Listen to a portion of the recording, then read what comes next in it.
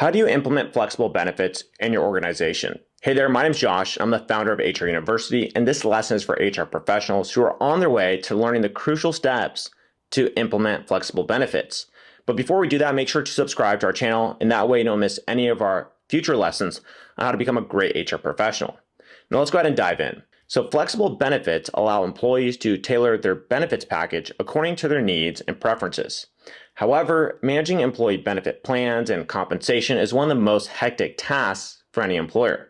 It requires ensuring compliance with statutory benefits and keeping up with employees' changing needs and expectations. And implementing flexible benefits requires planning and coordination. Employers and managers must consider several factors, such as the types of benefits, the budget, and the needs of the employees. Now let's go ahead and take a look at the steps to implement flexible benefits.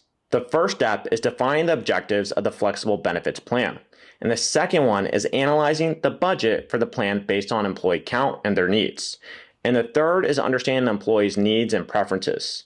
The next steps include designing the actual flexible benefits plan based on all the prior research.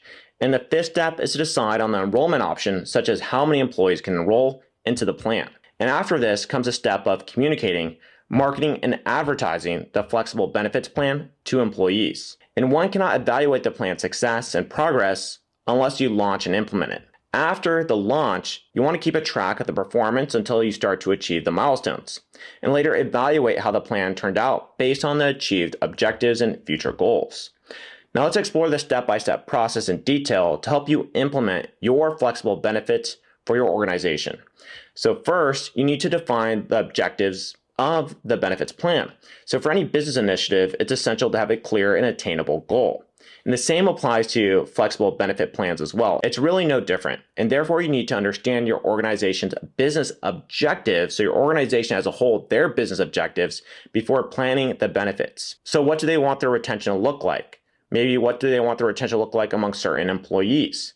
And business objectives outline the goals that your organization wants to achieve through its various business initiatives.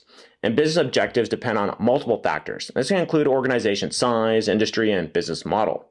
They can be long-term or short-term and specific to a business function or organization. And clear goals enable organizations to develop strategies that help achieve desired results. So the next step here is analyzing the budget for the flexible benefits plan. You have to make sure it's realistic according to your goals. And the budget is a core constituent for any business plan as it helps organizations allocate resources.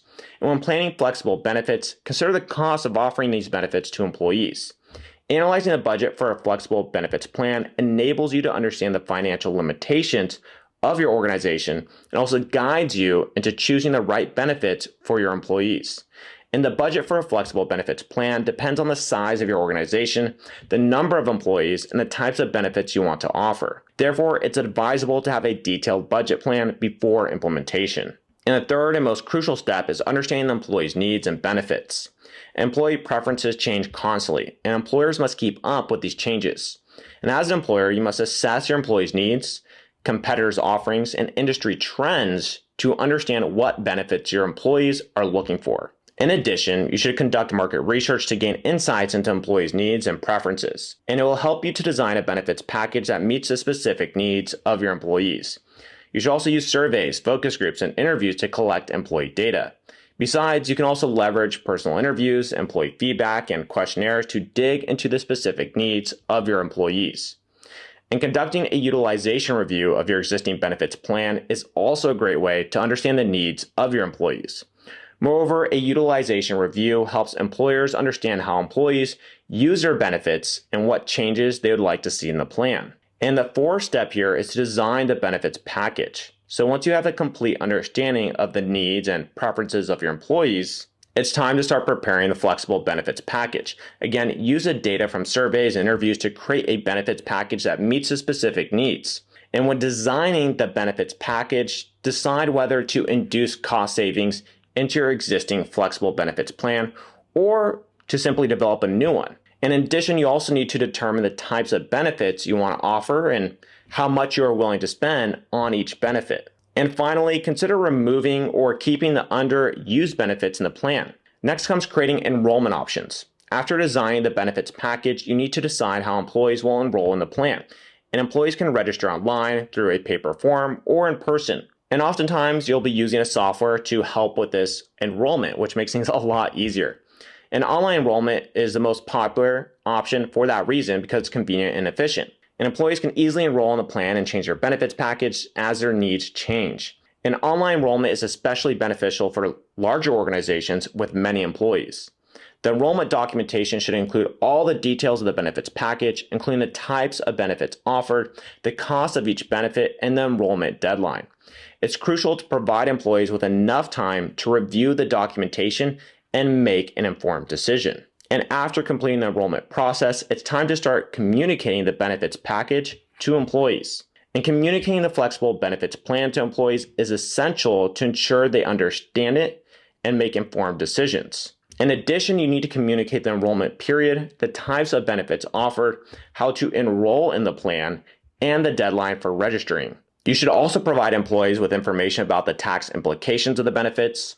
And many employers use employee handbooks, benefit fairs, and open enrollment meetings to communicate flexible benefit plans to employees. You can also use newsletters, posters, emails, internet sites, and other internet resources to share the plan with employees. And employees understand the core benefits is essential to their success. Without employees' buy-in, the plan will fail. And finally, encourage employees to ask questions about the plan and provide feedback. This is super important. The last step here is evaluating the success of your flexible benefits program. And after implementing your program, you need to assess it. So use surveys, focus groups, and interviews to collect employee data. You can also track the utilization of the benefits and satisfaction levels of employees. Now, besides that, remember to review the program's costs and compare them to the projected costs. So if the program is not meeting your expectations, we'll change it. You can also use your collected data to design a better benefits package.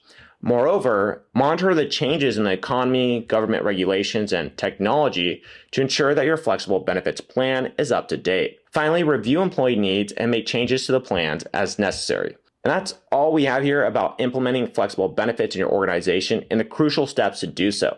And if you feel like you have a better understanding of how to do just that, make sure to like this video, subscribe to our channel, and that way you keep up to date with everything on how to become a great HR professional.